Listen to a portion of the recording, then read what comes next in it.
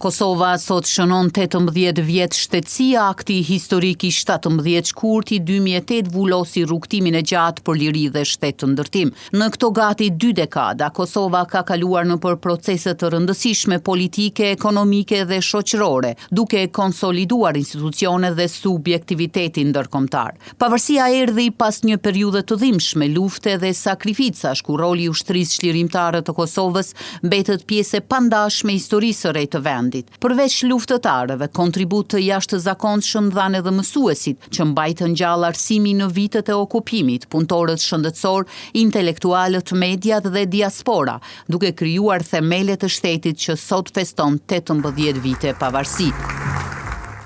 Unë me nderin dhe privilegjin më të madh, do ta lexoj deklaratën e pavarësisë së Kosovës.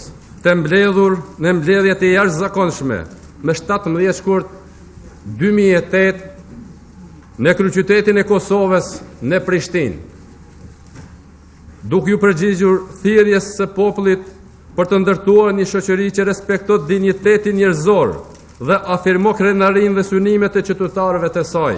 Ne, udhëheqësit e popullit ton, të zgjedhur në mënyrë demokratike, nëpërmjet kësaj deklarate shpallim Kosovën shtet të pavarur dhe demokratik.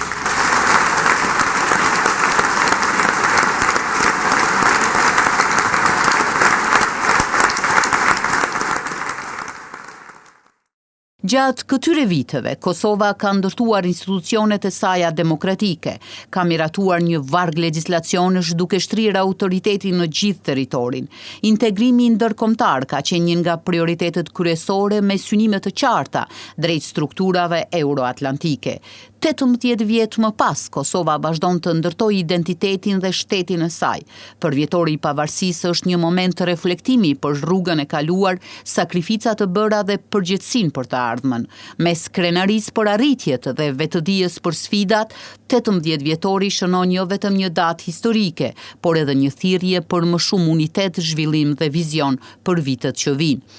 Megjithatë, përballë festës qëndrojnë edhe sfidat. Zhvillimi ekonomik nuk ka ecur me ritmin që qytetarët kanë pritur. Papunësia, migrimi të rinjëve, korrupsioni dhe nevoja për reforma të thella në drejtësi dhe arsim mbeten çështje që kërkojnë zgjidhje konkrete.